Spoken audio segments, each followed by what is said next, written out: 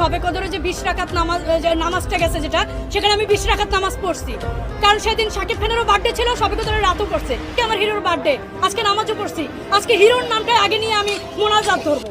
Okay fine, নষ্ট গাড়ি ঠিক করা গেলেও নষ্ট নারী ঠিক করা অসম্ভব। ওনাকে দ্রুত পাবনায় পাঠানোর ব্যবস্থা করা হোক, গাড়ি ভাড়াটা না হয় আমিই দিব। এরা হলো অভিভাবক শূন্য প্রাণী, কারণ নিজের বাবার জন্য দোয়া না করে অন্যের বাবাকে নিয়ে করে টানাটানি। তুমি তো খালা কনফার্ম জান্নাতি, পরকালে তুমি বাঁচাও বাঁচাও বলে চিৎকার করবে, আর তোমার হিরো সাকিব খান সে তো সিনেমার মতো দৌড়িয়ে এসে তোমাকে বাঁচিয়ে নিবে। সবে কদরে 20 রাকাত নামাজ আবার কবে থেকে শুরু হলো? এইসব কিছু মূর্খ মানুষের জন্য কিয়ামত ঘনিয়ে আসতেছে। এরা কি করে কি বলে একবার চিন্তাও করে না, নিজের সাথে সাথে লাখো কোটি মানুষের ঈমান নষ্ট করে দেয়। জাহেলি যুগ চলছে, এরাই তার বাস্তব প্রমাণ। পাবনা পাগলাগারতের দৃষ্টি আকর্ষণ করছি, আপনারা যে ওই দিন মাইকিং করলেন, আপনাদের মানসিক হসপিটাল থেকে একটি কুমারী মানসিক রোগী হারানো গিয়েছে। কোন হৃদয়বান ব্যক্তি যদি পেয়ে থাকেন তাকে পুরস্কৃত করা হবে। এই যে আমি পেয়ে আপনাদের হাতে তুলে দিলাম, আমার বিকাশ অ্যাকাউন্টে আমার পুরস্কারটা পাঠিয়ে দিবেন। কিছু কিছু সাংবাদিকরা এত বড় মাদারবোর্ড হয় কি করে? এই মাদারবোর্ড সাংবাদিকরা এইসব চামড়া ব্যবসায়ী, বাড়াই চালিত গোল্ড বিক্রেতা, এরকম মাইয়া নামক অভিশাপগুলোর ইন্টারভিউ নেই এবং নেয়ার জন্য পিছনে ঘুরঘুর করে। এর থেকে ভালো হয় এইসব মাদারবোর্ড মার্কা সাংবাদিকদের পরিবারের সদস্যদের চামড়া ব্যবসায় নামিয়ে দিয়ে নিজে সাংবাদিক হয়ে রিপোর্ট করলে।